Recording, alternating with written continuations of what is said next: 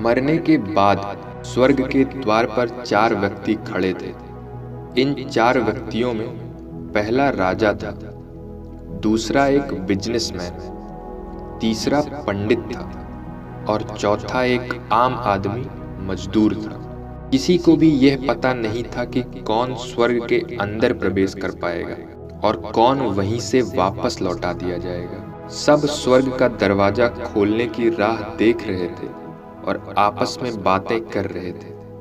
जैसे कि राजा को मरने से पहले से ही आदत थी, उसने अपनी बात सबसे पहले बताई। राजा ने कहा, मैं बहुत प्रख्यात राजा हूँ। मैंने धरती पर अपना बहुत नाम कमाया है, इसलिए पूरी संभावना है कि मैं ही स्वर्ग में जाऊंगा। फिर व्यापारी ने अपनी बात सामने रखी। वह बोला, मैंने धरती पर खूब धन कमाया है और उस धन से मैंने सैकड़ों लोगों की मदद की, इसलिए मैं ही स्वर्ग का हकदार हूँ। अब बारी थी पंडित की, तो पंडित ने मुंह खोला और सबको यह कहा, चाहे तुम जो सोच लो, लेकिन यह बात तो तय है कि स्वर्ग के दरवाजे खुलेंगे तो मेरे लिए। सब जानते हैं कि पंडित दिन रात भगवान को याद करते हैं, इसलिए स्वाभाविक है कि स्वर्ग में पंडित का स्वागत किया जाए। जब सब ने अपना पक्ष रख दिया, तब सबकी नजर उस मजदूर पर थी जो चुपचाप अपनी नजरें नीचे झुकाए बिना कुछ बोले वहीं पर खड़ा रहा। स्वर्ग का दरवाजा खुला और वहां पर एक देवदूत आकर खड़ा हो गया। देवदूत के हाथों में एक पुस्तक थी जिसमें इन सभी के कर्मों के बारे में लिखा हुआ था। देवदूत ने सबसे पहले राजा को अपने पास बुलाया। उसको पूछा, तुम बताओ, तुमने अपने जीवन में क्या क्या अच्छे कर्म किए हैं? मैं उन्हें इस पुस्तक में देखकर फैसला करूंगा कि तुम्हें अंदर आने देना है या नहीं। राजा ने कहा, मेरा राज्य जितना बड़ा था उतना ही समृद्ध था और मेरे राज्य के सभी लोग खुशहाल थे। सभी बड़े आनंद से रहते थे। मैंने उन्हें कभी भी किसी भी चीज की कमी नहीं होने दी। यही मेरे अच्छे कर्म हैं। देवदूत ने अपनी पुस्तक में देखा और देखने के बाद राजा से कहा, तुम सच बोलते हो। तुमने अपने राज्य की प्रजा को बहुत सुखी रखा था, लेकिन तुमने अपने राज्य की सीमा बढ़ाने के लिए जितने युद्ध किए थे, उन युद्धों की वजह से हजारों सैनिकों ने अपनी जान गंवा दी थी। उन हजारों सैनिकों के परिवार के दुख का कारण तुम बने थे, इसलिए तुम स्वर्ग में नहीं आ सकते। अब बारी थी व्यापारी की। व्यापारी से जब देवदूत ने पूछा कि तुम्हारे अच्छे कर्म क्या हैं, तब व्यापारी ने उससे कहा, मैंने हजारों लोगों को खाना खिलाया है, कई आश्रमों में दान किया है, कई निराश्रित लोगों के लिए घर बनाकर दिया है।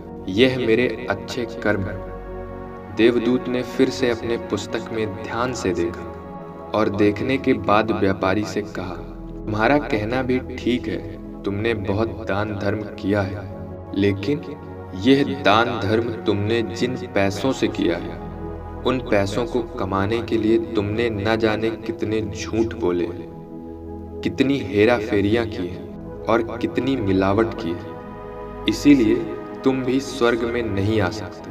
जब पंडित से यही सवाल किया गया, तो पंडित ने बड़े ही आत्मविश्वास के साथ कहा, मैंने अनगिनत लोगों को ज्ञान दिया है, हजारों यज्ञ और पूजा की है और दिन रात भगवान का जाप किया है।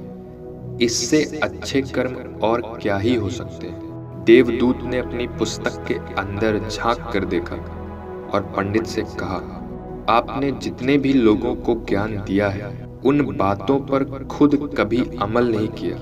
आपने यज्ञ पूजा या भगवान का नाम निस्वार्थ भाव से कभी नहीं लिया, इसलिए आपका भी स्वर्ग में आना प्रतिबंधित है।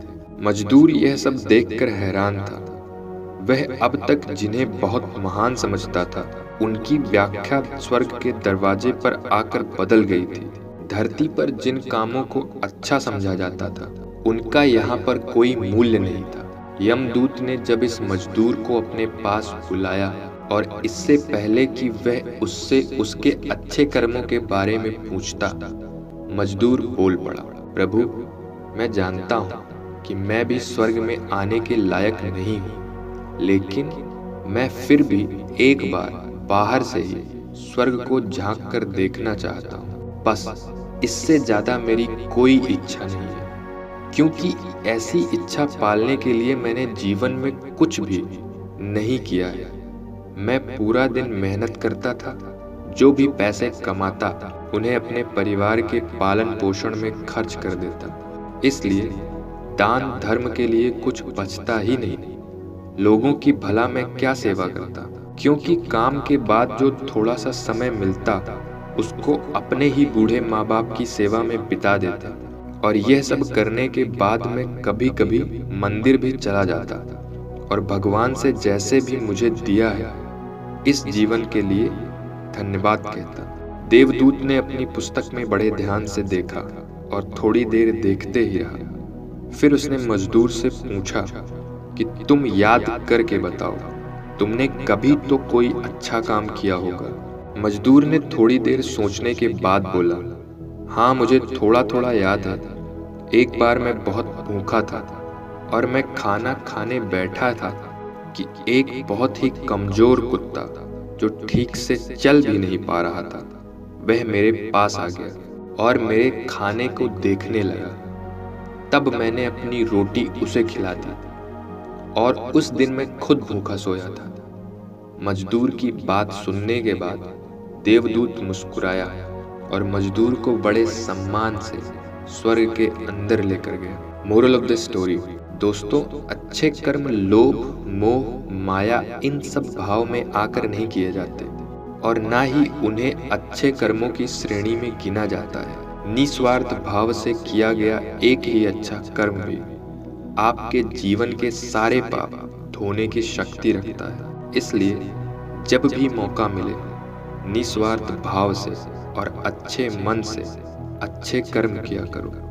दोस्तों, वीडियो कैसी लगी कमेंट सेक्शन में जरूर बताएं और अगर अच्छी लगी हो तो इस चैनल को सब्सक्राइब करना ना भूलें। तो मिलते हैं अगली कहानी में, तब तक के लिए अच्छे कर्म करते रहिए।